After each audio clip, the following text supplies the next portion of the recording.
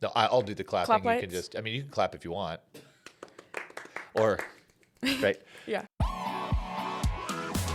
You don't have to live with pain or chronic neuro issues any longer. In this podcast, you will learn how to stabilize your brain, body, and biochemistry for the rest of your life. I'm Dr. Teams, and this is the NeuroRESET podcast. And I'm just excited to be here. This is really cool. So how you been doing? What's going on? I've been doing so well, the best. I mean, every day is better, I feel like. Yeah, up and up. I have been So I was going to say, this is part 2, right? Because we Part talked in 2. part 1, episode 1. What was that one? Do you remember which episode that was? 11. Maybe think. 3 or 4?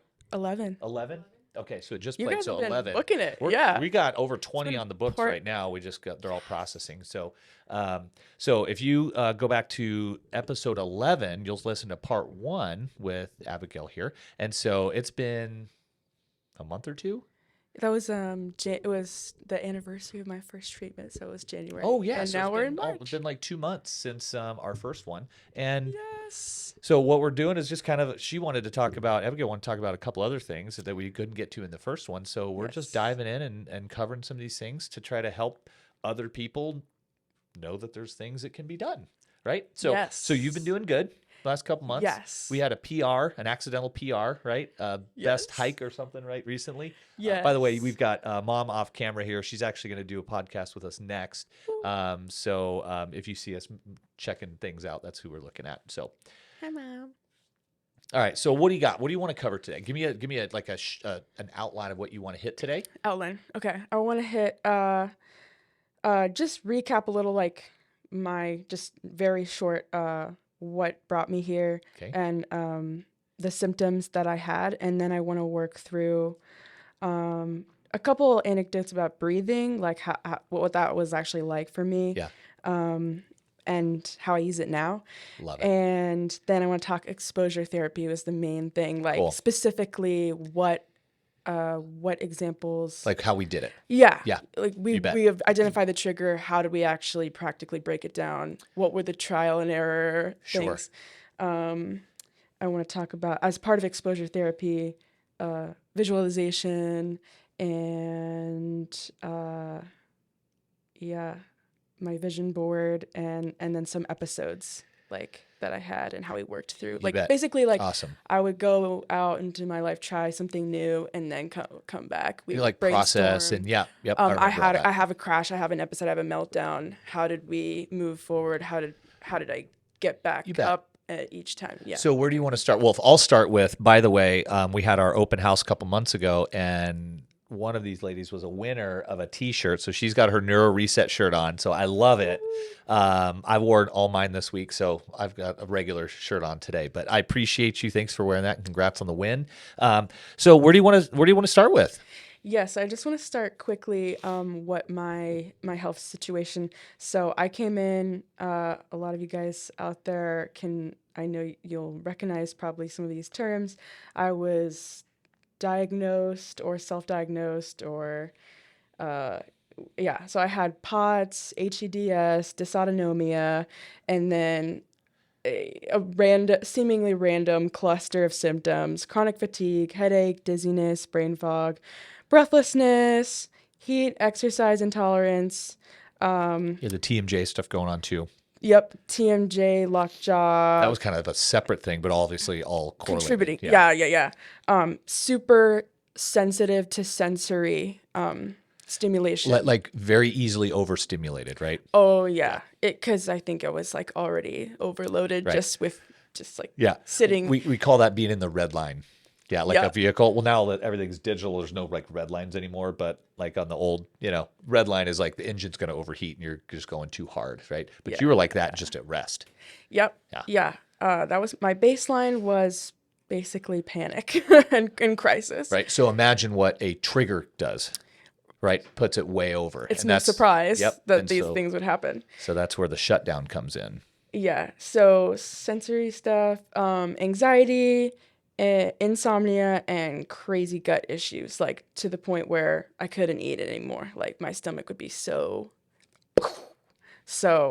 yeah, I know a lot of people Just have that. It's wapa. very common. Yeah. Kapowie. Yeah. So I thought that, these things just appeared out of nowhere because I was pretty active and healthy in college and and most of my life I didn't have like major health events until I had jaw surgery. And so I was kind of blaming or attributing all of this stuff to that. But then going back through my life, I can trace back these events and when I was able to also make room for the possibility that, mind-body connection, there was emotional and, Other physical triggers, right? yeah, it's not, because I always thought, why am I having this? Like, I was super healthy and, what just happened overnight? It seems I just shut down. So what kinds of things before all this stuff kicked in were you like really active with? Like, I think there was, I want to say shows and theater and dancing as well, right? Some, not. Maybe not to sister's degree, right? But you're teaching some of that now, right? Yes. Which is really cool. I did kind of like a little bit of every sport. Like I did some gymnastics, some soccer. In college, I did like rec sports, intramurals. But I was able to work and go to school, So like normal, right? Do normal stuff. You can do all the things. Yeah, but I go back and we trace back some of my timeline, and you asked me not just your health history, but what were some of the, a little bit more about your life, and found out these things can be connected. And okay, so some of the events in my life, like I had a concussion when I was young. I grew up military. Which means you moved a lot. Moved around a lot. Yeah. So for me, when I hear that, it can create a very, there's a lot of emphasis on family, right? So it opens the door for like, if family's not doing as well, you might not do as well, because you guys are an empathetic family, very empathetic. And so you guys feel more than most people, or you have the ability to feel, right? Yeah. And so that as you move, you might not have that extended network of social network, right? And so you guys as a family, we always have you're very no close, very tight knit. So when it's not there, it becomes like almost like a piece of you is missing. Or if somebody's not feeling good, you feel it too. So that's like the importance of just that simple moving around. It's not your blanket, oh, it's a military family, it is what it is. It's like you've got to understand the things that happen in that type of situation, right? So it has a big impact on one of the reasons why you feel the way you feel. And that's not something that I think, because that's not something that you go to a doctor and you put that on your health history and then you talk about, oh, how could this have played a role in the symptoms that I'm feeling now? Right. They're not necessarily, considering the role that those things play. Sure. Not that it's all negative. In fact, you and other people that you've recommended have challenged me to see like how embrace it, right? Owning the story and seeing how these things that happen to me are not just, I don't like to just call them traumas, because then it's totally like robbing them of what they gave me and prepared me for and helped me work through, so they could be used to your advantage. Like, you can't control the cards you're dealt, you can only choose how you play them, right? So right, it's exactly. Like, how can I play them to my advantage? So like if we look at all those things as traumas, right, it's probably going to have maybe a negative connotation to it. Exactly. And that's why you're very careful with how you use that word. I'm very careful with it. Yeah. So for anybody out there listening, if you feel like these traumas keep happening, right, maybe look at them as opportunities. That's what that's just one easy way to switch the verbiage that we use to maybe a more positive opportunity or a positive connotation, right? Yep. So when we go positive, it tends to activate all the neurotransmitters and parts of the brain and body that are more conducive to healing. If we're using negative words, that's kind of like, that's usually more breakdown type of language, and it activates the negative or breakdown or fight or flight side of things versus the resting and digesting and repair. So we talked about that quite a bit in the beginning, certainly in the beginning more, and then it became very specific the longer we work together, you're like, hey, this part I'm having more trouble with. Can you help me understand this? And we'd work through it, and boom, the next time I'd see you, you're like, okay, I ran into this, but I worked through it and it's getting better. So it was a lot of, Yeah. it was really cool to see it from the beginning to the end so far. I freaking love it. Yeah. Yeah, I noticed like you would say episodes or events. Mhm. And so even if you're not to the point where you can say, I'm so grateful for these things that happened to me, or it's seeing the positive, if you can just even see opportunity can be neutral too. Mhm. So if you can pace yourself, we would always break things down into steps. Well, what did bite-sized we say pieces. when we were first working together, right?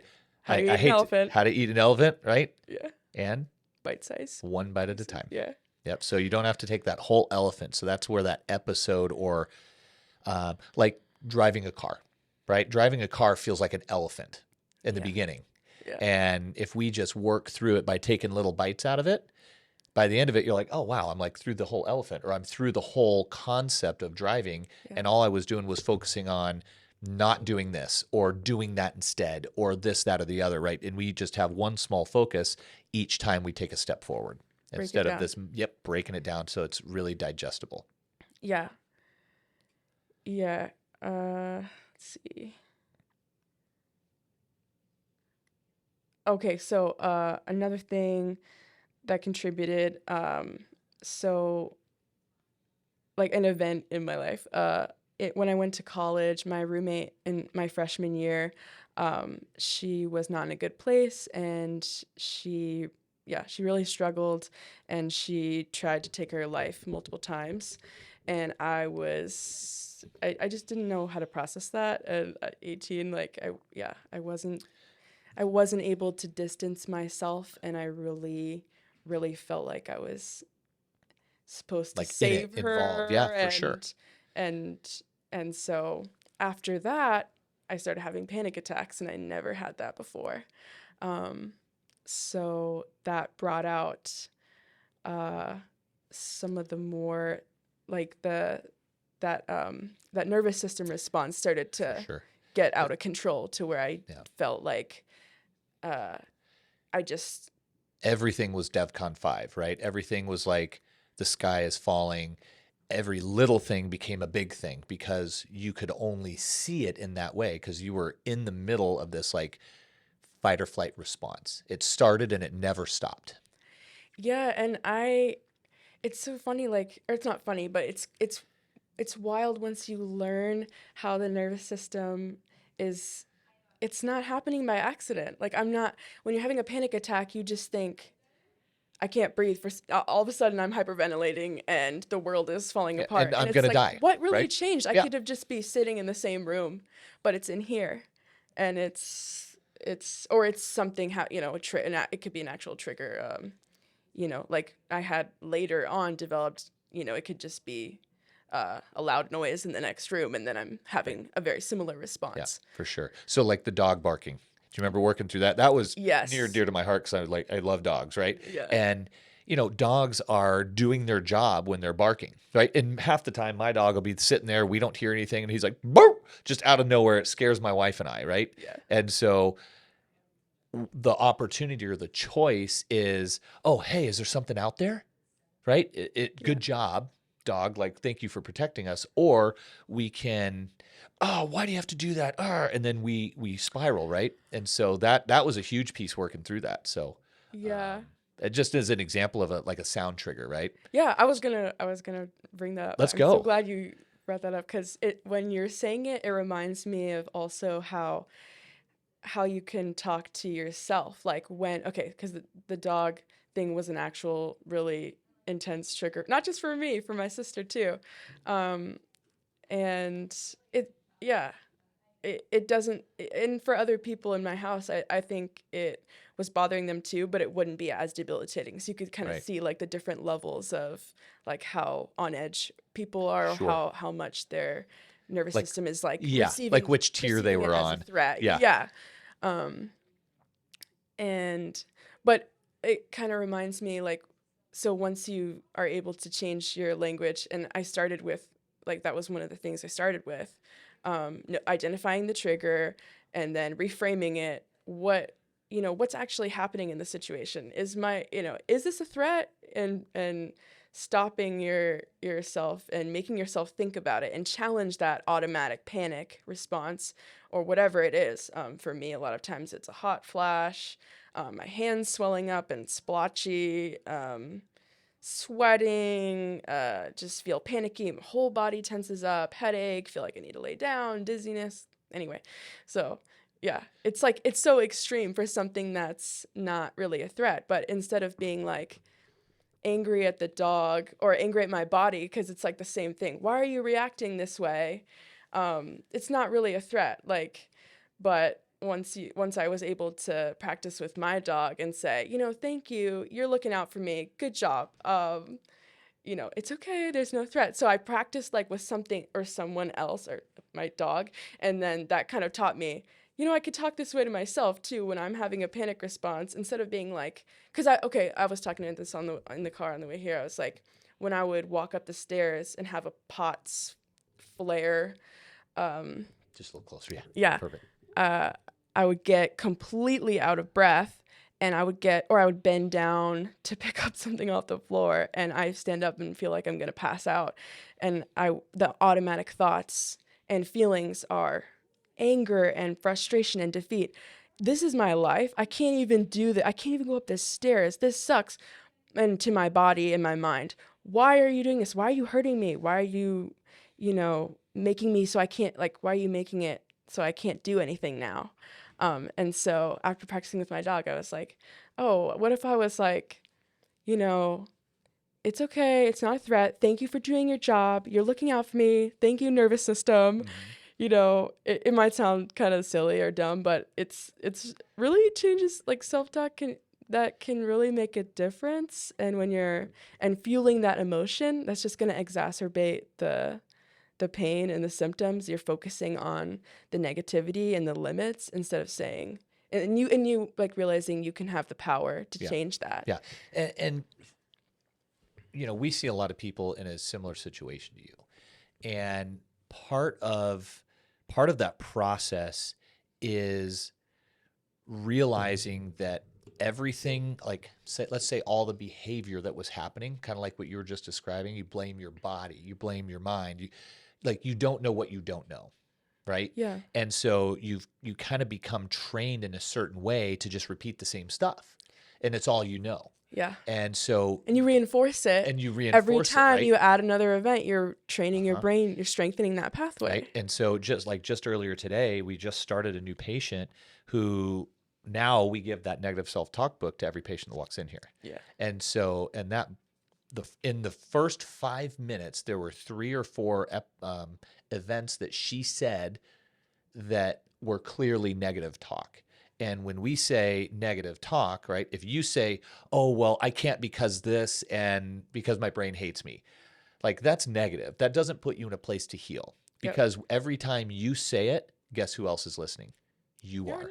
So you're just reinforcing that negative connotation or the negative pathway or the negative habit that has been going on for however long. And it just makes it stronger and stronger. So that's a piece of the puzzle that we need to change, or at least shift a little bit, so that it's not as negative. We don't, going from full negativity to full positivity, most people think it's a load of crap, right? Yeah. Oh, I can't just think my way out of this. But, like, we know how powerful the human thought is, right? Yeah. Like, thoughts become chemicals, chemicals become thoughts become electrical activity. All of that creates motor activity and symptoms and constriction in vessels and tension in the neck and tension in your jaw muscles. And it keeps you awake at night so you can't go to sleep. Like, all these things snowball as a result of some negative self-talk. So that's just a piece of the puzzle. So I'm glad you brought that up. Yeah. And it's not easy to do, right? It's not easy to change the way we think that we've been doing for 20 years, right? Yeah. It's an uphill battle, but it's very much worth it, right? Oh, yeah. Big time. Yeah. If that's anything I can contribute or encourage someone who might be skeptical, like, I want, like, I'm living proof, so that's what I want to try. I mean, I can't convince you, but Can I convince you? We can lead a horse to water, right? But we can't make him drink. Right. And really all I think we can do as people on the side is maintain like the steadfast support, right? Like I didn't let you leave, right? Mom didn't let you leave. Like it was a road. It was certainly a road to recovery. But Yeah. if I would have stopped at 3 months and said, "Oh, you're supposed to be better in 3 months," like everybody's journey is different. And it wasn't until honestly after that first 3 months that's when we started making real changes, right? We had to break some old habits, and then we started instilling new habits, and that's when everything started to change for you. Yeah. So cool. All right. So what else we got? So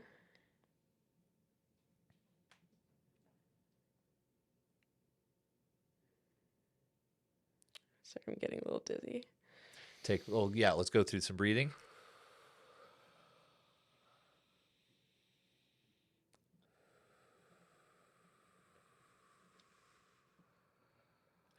So while you're looking for that, I'm going to kind of touch on kind of that description of the response you'd have when your dog would bark, Yeah. right? So dog barks, it's like an unexpected sound. So sound and light are filtered by an area of our brain called our midbrain. So it is it is at the back of the midbrain. It's our superior and inferior colliculus. So it just maps out where we're hearing the sound from, and then our eyes go to look with it. So they pair together, right? And so if a dog barks and you didn't expect it, it's going to kind of immediately fire a fight or flight response. And if your system's untrained to do anything with it, then it's going to keep going, right? Which is what you used to do in the beginning, right? And so when we would change that verbiage that we would use instead of, what's the dog's name again? Oh, Lottie. Lottie. So Lottie, quiet, right? It's Or like shut up. the dog is doing its natural born instinct to protect, right? And so for me and my wife and I we have our exchanges of words when our dog does it. Like if it's like 9 o'clock at night, we're like, all right, dude, like it's too late. You can't be doing that. You're going to ramp us up. But at the same time, it's like, hey, like I'll go to the window and look out the window with him. And he's like, oh, where is it? And then I'll let him outside when I don't see anything. And he checks it out. He's like, all right, cool, we're good. And so for me, it's kind of, there's a process to it to not get me worked up about it. And so when the dog barks, we fire that midbrain, and that midbrain is kind of like the beginning activation button for our fight or flight response. When we have a fight or flight response, we get constriction everywhere, right? You were talking about the blotching in your hands and the sweaty, and the heart rate might start to go, and vision and dizziness might kick in. That's all a result typically of like a lack of blood flow getting to all those thrive areas, right? It's going all to the survival areas. So it's basically midbrain and in a way muscles. But when we have a fight or flight response and we're just sitting on the couch, everything constricts and nothing dilates. It's designed to constrict. And then when we run from a bear or a dog or an intruder, as we start to run, all of those vessels dilate so that we can get blood flow to all of our muscles. So then we can just get out of dodge or fight, right? Either fight or flee. So when you're sitting there and you're describing all this hand blotching and sweaty hands, and like your hands might get cold or numb or stuff like that, that's because you're not running from a bear, but you're having this massive fight or flight response. And then it just constricts blood flow, and that's where the splotchiness comes from in your hands. Which just fun personal anecdote of that, or illustration. Now I know it's like, yeah, my fight or flight was so activated. This was before I even had surgeries on my jaw.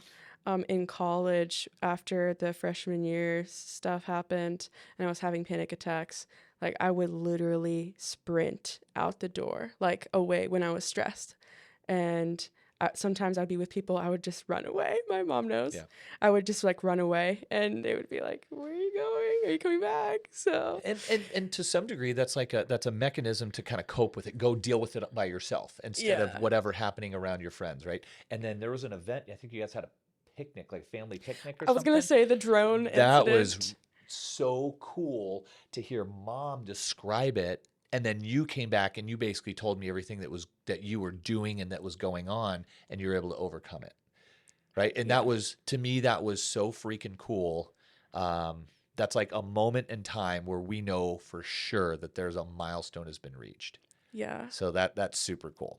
So I can talk a little bit about it. So we were at a family picnic and we were in the park and there was all these drones that people were flying overhead, and one of them was super loud and annoying and they were not flying it super well. So it just kept diving really close to where we were. And once I focused on it, I couldn't. And this is what the nervous system does, or not the nervous system, but the fight or flight. Like once you recognize a danger, perceive a threat, it's so hard to shift your focus. But I want to encourage people to really fight to find something else to latch onto, and to do whatever you can to do that. But in this situation, I was really fighting and I was struggling, kind of losing the battle. So I think you went for a walk. Yeah, I went for a walk. So it wasn't a sprint, it was a walk, right?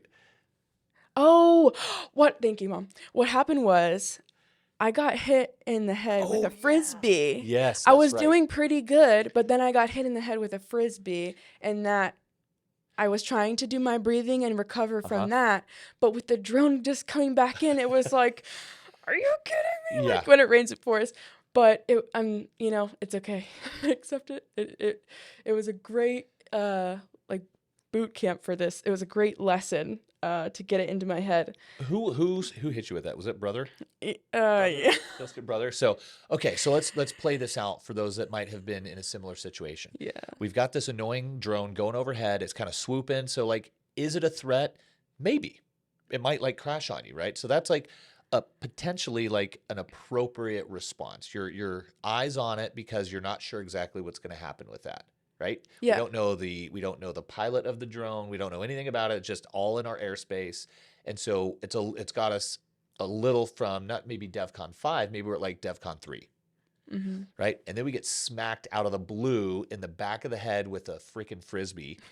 And while like if it hits your brother in the back of the head, he might be like, what the heck? And then like fling it back at you, right? That's his way, his nervous system's way that he would deal with it. Yeah. Yours was DEFCON 5, right? So we Yeah. we had something that was already priming the pump, and then we got smoked by this Frisbee, and that puts you up to DEFCON 5, maybe even DEFCON 6, right?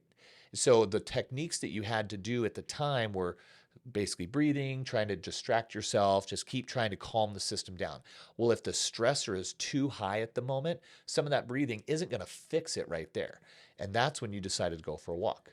Yeah. And so you're like, okay, I'm going to walk away. I'm going to decrease the stimulation and I'm going to do all the stuff. And then when Mom tells me that you ended up coming back and re-engaging with everybody, I was like, boom, we just crossed a major bridge. Yeah, that's I might not have the exact timelines right, but that I think that's pretty No, close. yeah, no, that's accurate. I in college and with the tools I had to manage anxiety before I came here, I feel like I just wouldn't come back until I felt like it. Or you wouldn't come back at all, right? You Yeah, just go sit maybe in the car that. or something. Right? Yeah, it's like find me later. I don't know. Good luck. Got to find my iPhone thing. Yeah, but I was Little worried. locator on you. Yeah, what kind of drew me back was like, I was really looking forward to this picnic. Like, we don't get to have the whole family, and we had family in town, and I'm like, I'm missing out. I'm missing out on this whole thing. I'm not gonna freaking I missed out on enjoying the food because I kept freaking out. Like, I kept holding my head thinking, now the drone's gonna hit me in the head too. Yeah.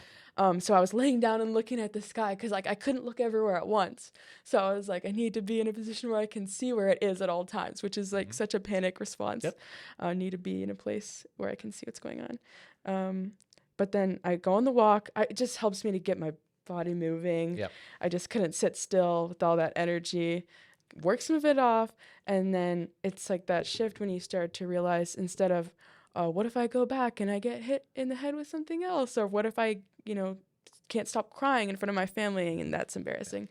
But I was like, it's that, what if there could be something that I don't want to miss? What if I have the best time ever? Exactly. And that's What if everything goes well? Yep. Instead of anticipating all the possible threats, which is what that's so ingrained when you're in that panic driven like crisis. You're living from crisis to crisis. You're living in chronic pain. You're so used to your brain assessing constant threats, but it's freaking exhausting. Yeah. It literally saps the energy out of you. And at some point, it's like, I can't afford to keep track. Now I'm like, I don't have time. I don't have the energy. Ain't nobody got time for that, right? Yeah. But it took a lot of times of like letting it get to me, learning the hard way. And what you're describing is like learning a new skill. It doesn't happen overnight. Yeah. The more you apply yourself, the more you practice at it, the more you don't let yourself go down that rabbit hole of like the negative side of things, and you redirect it towards at least a neutral, right? You're building your positivity muscles, so to speak, right? Yeah. And so now, as we move through your case and your journey and you start improving, like when you started talking to me about how you're having these conversations that we have with your friends that are maybe not in a great place, and then you're trying to pull them up to a healthier place by using some of the techniques that we've kind of discussed. Like I knew again, there were so many milestones that you crossed, and I remember them fairly vividly of, being able to share what you know now means that you know it well enough to teach it to someone else. So that tells me you were able to practice that whole way through. And that's one of the reasons why you're doing so well now. Yeah. Yeah. So I have a question. You talked about kind of chronic pain and being in that fight or flight response. How many times did I adjust your jaw? Oh, never. Yeah, never. Yeah. And what happened with that jaw pain? As we addressed the nervous system, did the jaw pain get better? Oh, yeah. Yeah. Yeah, because one of the biggest contributors to TMJ problems and disc, like grinding and disc disintegration, is stress grinding and clenching in your sleep, or just when you tense up and you get in that flight or flight. Tongue twisters now. Yeah. You just exacerbate that. So now I see, that was one of the contributors, is like it takes a toll on your body. It certainly does. to live in that crisis. So getting myself to be able to deep breathing helped me relax. And then I can feel this open up. But it's just so I still have to do it every day. Yeah. I have to consciously relax this area because it's just so used to being tense. Yeah. But I'm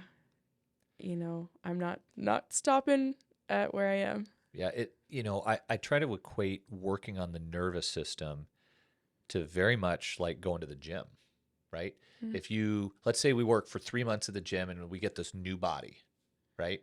Like mom over here. And we look good and we feel good. Do we just stop working out? No. Like we can't expect to stay in that shape if we don't continue to maintain it, right? And then you get this, you start to realize the possibilities. And for me, when I started getting results here and seeing progress, I was like, it blew the lid like off of the possibilities. I started to limit myself. And then after, only a few weeks into treatment with you, I was able to do things that I hadn't done for years. And then I'm starting to think, oh, well, if I can do that, what can I do this? What else can I do? And so every time you push that threshold, you get hungry for more. And you're like, oh, I don't want the body, at the gym analogy. Yeah. I don't just want the body I originally wanted. I want to do way more because you start to realize you prove yourself wrong, or you prove yourself right, I guess, if you have visualize success. Yeah. And then you realize like, oh, well, what, who's stopping me? Me. I'm the only one. Yeah. And that is just awesome to hear. Because I'm sure there's a lot of people out there that even feel like that don't know how to do it. And I think that's one of the big things. Because when you'd come in, you're like, I don't know why this happens and why I spin off because of this. Yeah. Okay, cool. Let's work through it. Like, what do you feel? What do you say? What are you doing? what's happening? Like when the dog barks, and we walked through that, and it's like, hey, I yell at the dog, shut up, Lottie. So it's like, shut up, Lottie, and it's like, okay, and then the dog feels bad, and then you feel bad, and then it all spirals, and you're like, ah, Yeah. and so, but just instead of saying the shut up, it's like, oh, good job, thank you for protecting me. It immediately turns off that fight or flight piece of it Yeah. to a level that you can handle. Yeah. Right. And it's like just doing that was a huge piece. And then you work through it. And you're like, hey, the dog's probably going to bark today. I don't know when, but she's just protecting us. Then you have pre-conversations in your head about what to expect, right? If you say, every time that dog barks, it drives me nuts. Well, guess what? Every time that dog barks, it's going to drive you nuts. Yeah. If you say, I love every time my dog barks because I know that he's got our back and he's watching out the door, he's making sure no intruders are coming to get us, and so thank you, right? And so it just changes your perspective, and it down regulates that fight or flight response. And that's just what's cool about working through it and kind of giving people step-by-step ideas of how to work through that, right? Yeah. And it's not any novel activity or novel information. It's just nobody's really told you before how to do it. Yeah. Right? Because they don't necessarily understand what the symptoms are coming from, like there's where the symptoms are coming from and what the heck is going on. And so when we look at nervous system, when I evaluate you, it starts the moment you make a phone call here. Whoever made the phone call, right? Yeah. So we listen to the voices, we listen to how you talk, we listen to the symptoms, we listen to the severity, we watch you walk in or wheel in, right? And all of this stuff tells us what you're presenting with. So before I ever spoke to you, I knew that you were in bad shape, right? But at the moment I saw some of the testing, I knew what was involved with the case. So it wasn't just, hey, let's do some neuro exercise and we're done with it. There was a whole behavioral piece that you were presenting with problems that nobody else was helping with, even though you were seeing like a counselor, right? Mm-hmm. They weren't giving you these clues, or maybe their delivery was just not what you wanted to hear. Yeah. And so I know that's part of it. And it's just different, right? So I don't care where the help comes from, as long as the help gets through and then you can start putting it in practice and it works for you. That's all that matters. I don't care who does it. Yeah. You know? All right. So what else you got? How are we doing on time, Ree? Good. Okay. What other things you want to touch on today? I want to talk about one of the things that we rewired and one trigger. Perfect. You're going to go first on that, and then I want to hear the personal story, something about flying. So tell me about that later. Okay.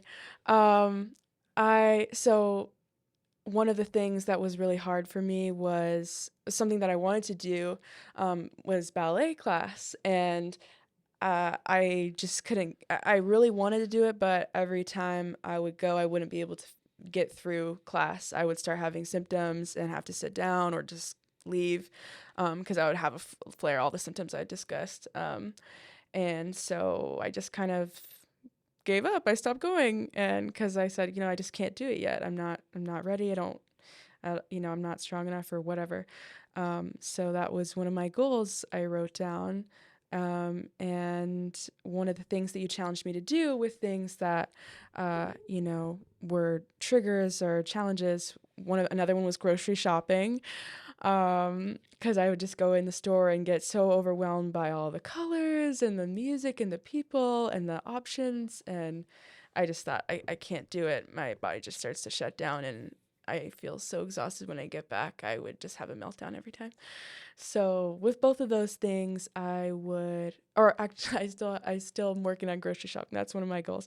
But with ballet, I went to the studio and I just stayed in the car in the parking lot and I just listened to ballet music and I just visualized myself going in there and having a successful class and being strong and well and feeling accomplished after and focusing on the positive things while doing my deep breathing the whole time.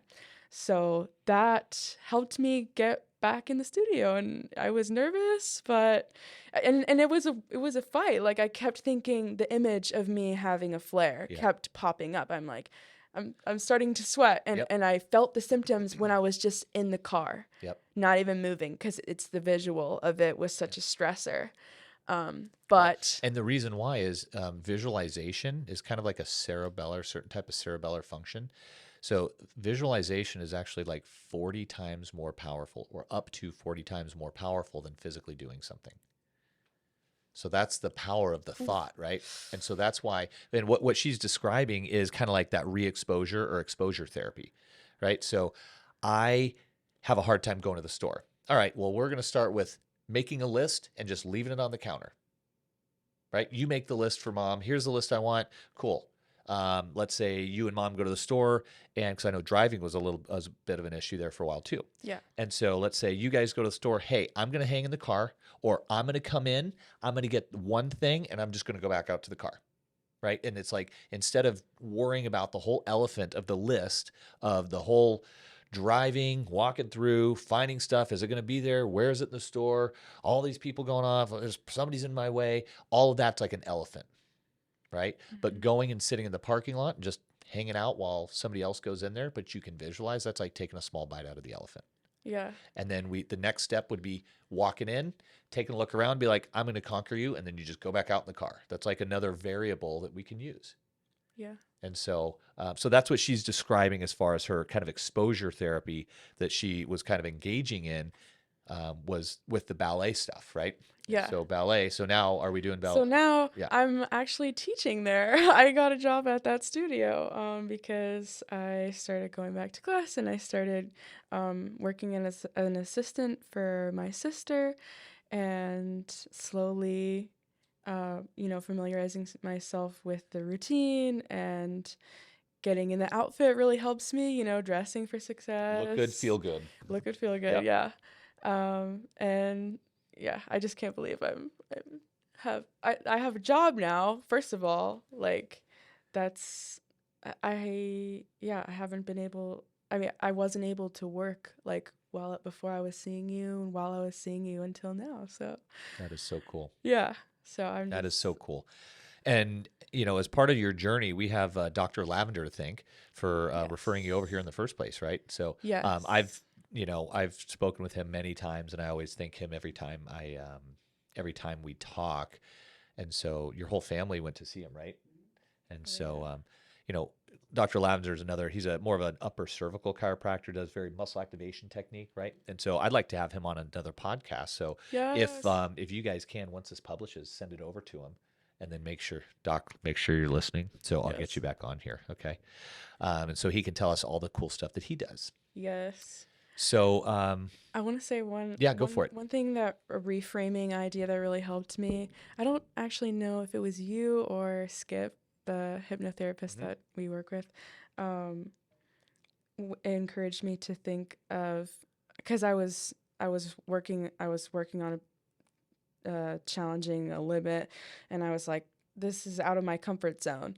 I don't know if I can do it. And he was like, you don't have to go outside of your comfort zone. You can just make your comfort zone bigger.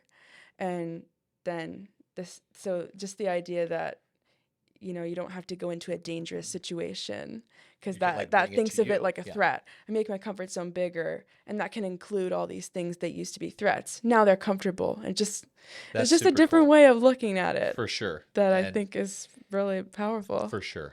And there's a time and a place for all these things. Like, right, we didn't go to Skip for a while, right? It was towards the end when the strength, I watched the strength happen with maybe some of the ballet, the episode with the picnic, the store stuff. You're like, I really want to conquer this driving the dang store.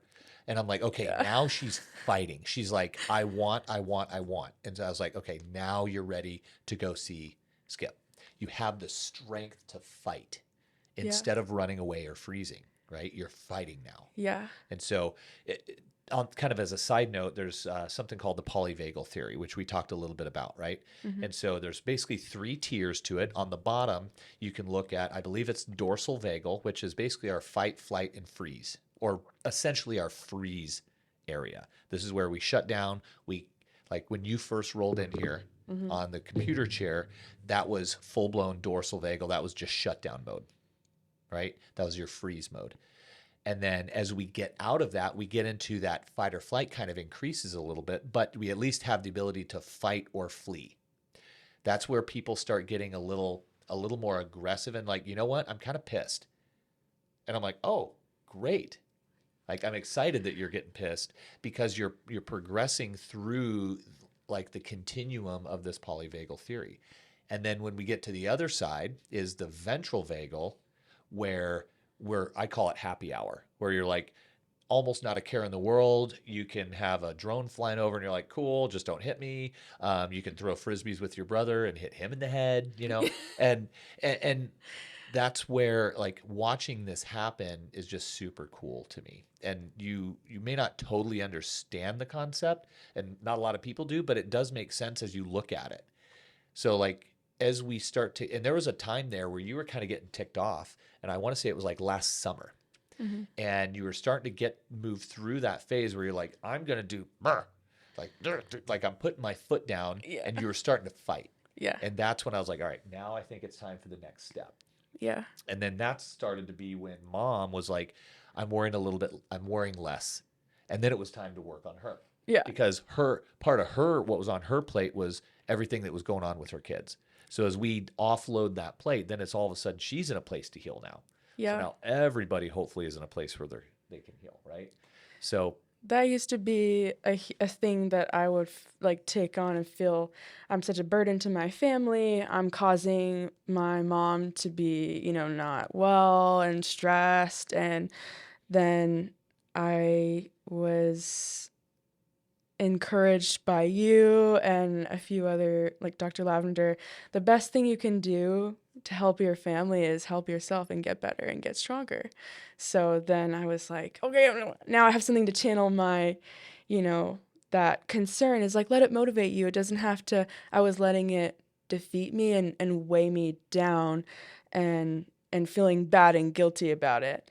And then when I was able to shift and use it as fuel, and then I start to see, oh, this is helping. We're helping each other, and it's not, it's a collaborative thing. We can ride together. We can rise.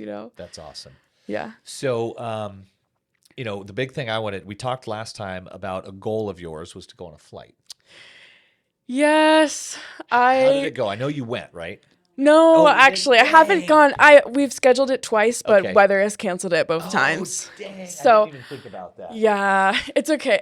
Hey, divine intervention, right? Yeah, Divine I'm ready. I know when the time is right. Obviously, the time's gonna be right. But on. the point for me, the success is like I'm committed. When my brother says we're scheduled, I'm going. Yes. I'm not. I'm a little nervous, but I'm gonna be saying I'm excited for sure and channeling that. And, for sure. So what are, give me, maybe if you could give us another milestone that you were able to accomplish since the last time we talked. Yeah. So we got the job. That's super cool. Got a That's job. New. That's awesome. Yeah. I auditioned for a musical actually. Get out of here. With Julia, my No. sister, a graduate of Desert Rated Spine as well. In January actually. And that was intense for my nervous system because I was extremely nervous. Fully putting yourself out there. Yeah. Right? And Judging. vulnerable. Oh yeah, absolutely. And it's like intimidating and there's all these people and you're. I can't read scripts to save my life. My first job was a personal trainer. I was 19. And I literally didn't sleep for like 3 days straight while the director of sales was trying to get me to memorize 4 pages of script, literally line by line. And I had to memorize the whole thing. And I'm like, this ain't going to happen, dude. Like, I'm a great trainer, but I'm not a salesperson in that way. Yeah. And so I was like, I quit. And he's like, whoa, no. I keep you around. What do you need? I was like, all right, I don't want to learn that stupid script. Like, you can teach me other ways to do this, but I'm not going to learn that script because it's keeping me up at night. Yeah. And so I did lose sleep. I lost sleep over it. Yeah. Oh, I believe it. Yeah. But it forced me to utilize every single tool I could think of. I mean, I did everything I could think of. Like, I visualized every day. I would just sit down, I would breathe. I went to the studio or the theater the day before, and I walked around it, checked out the, scope out the scene, find the parking so I don't have to worry about that. Made that Visualize comfort zone success. bigger, right? Deep Yep. breathing on the bench right outside the door. I practiced for my family until they were like blue in the face. Yeah. What was your favorite line from the audition? My favorite. Was there like a line that you Well, loved? I had a song. Like, I just performed a song that I picked. But it was a very like a mantra for me. It was about living. The song's called "Live Out Loud." Okay. And it's all about not being held back anymore, stepping into your power and speaking up. And it was very like symbolic for me. And even though I didn't get the part or called back, it was just for me taking that step, doing something I hadn't done, doing something new. And it's crazy that I'm able to do that. Like, I had these jaw surgeries, and it was at certain points, like, I couldn't open my mouth and I couldn't eat or chew. And here you are singing. And I'm singing, belting with my mouth wide open. So it's just. Which huge. note is your favorite to hit? Hit one for me. No. Nice. Here's mine. Yeah. I could not sing to save my life. I could before like I hit puberty, but like once I hit puberty, my vocal cords were like, nah, you're good. You can just talk a lot. Yeah. Well, thank you so much for sharing that. Yeah. That is so awesome to hear where you are now, even from January. Yeah. I mean, Last night, I have another one. go for it. Last night, I went to a hypnotherapy class. Like to learn? Yeah. Oh, that's so cool. Yeah. Southwest Institute of Healing Arts. Mhm. I think I got all that. It's a mouthful. Hypnotherapy Foundations Level 1, 4-hour class I sat through. And I didn't think I could do it. I was gonna leave after 2 hours, but then I was like walking around on a break, and I was like, what if I miss something groundbreaking? And so I was like, okay, I'll just go and see, if I get. So I was having a hot flash like the whole time. Yeah. And then he does a hypnotherapy exercise where he like makes you walks you through a exercise where you're in a hot place and you're sweating profusely, and to see like how our body. It was like a demonstration to show you how just the power of suggestion. How you can make yourself actually feel hot just by thinking about it. And I was like, I finally got myself to cool down. So I didn't really go deep into that hypno because I was like, You're like, I just calmed down. I was so, like, my subconscious like, we're not doing that. Yeah. I don't want to feel that again. That's too funny. But just from where I came from,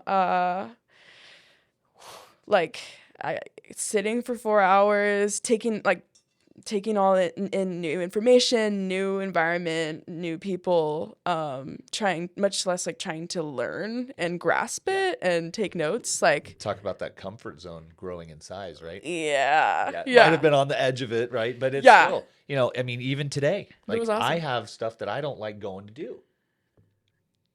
So it's outside of my comfort zone. Yeah. I force myself to do it.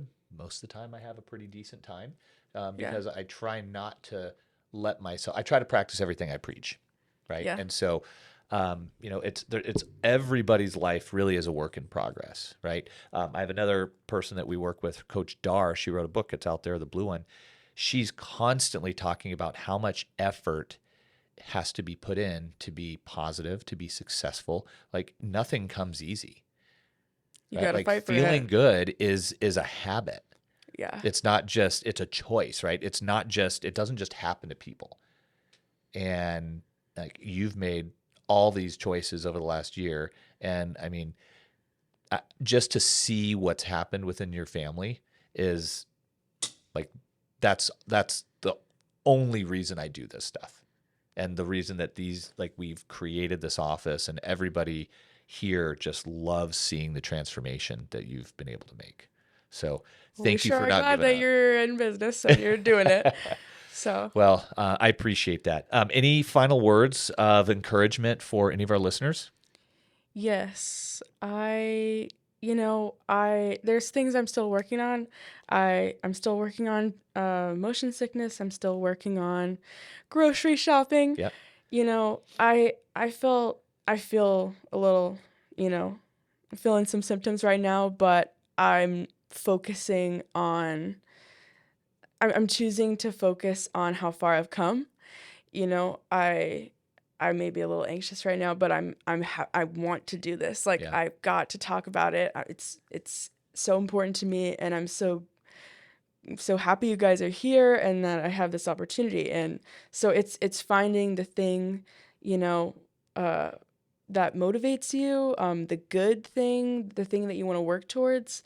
Like, I'm not done yet. I'm fighting. I'm like determined to get those things back. I see myself like on my vision board, it's like pictures of people in moving vehicles that are on road trips and having fun. And it's like, this is not my life. But if I can hang it up on my wall and look at it every day, which is what you challenged me to do, maybe if I just see it every day, every morning without even looking at it, it'll start to become, Your reality, more right? natural. Yeah, absolutely. So, Well, cool.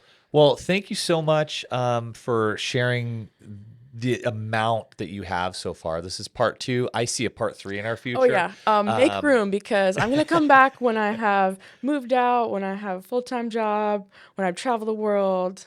I'm going to go skydiving, Oh my goodness. So, I'm not even going to go skydiving. Look at Mom over here. all right, Reed. Oh my God. Ree's going skydiving. go. I'll stay in the plane and make sure the plane lands. Sky's Okay, the I'll be limit, good with it. okay? Well, Abigail, thank you so much. I appreciate you. I thank you for working so hard. You could have given up so many times and you didn't, and here you are. So thank you for working so hard. It makes our job very easy.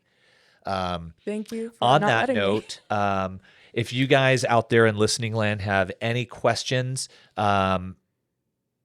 we've got a phone number you can call, 480-674-9199. You can find us at desertbrainandspine.com, all spelled out.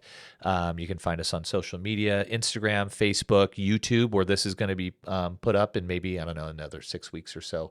Well, I guess if you're listening to this, then it's already up. So, We have but yeah, arrived. like if you have any questions, if you feel like your nervous system is on the fritz, whether it's mild, moderate, or even severe, Don't give up. don't give up. There's hope. There's hope.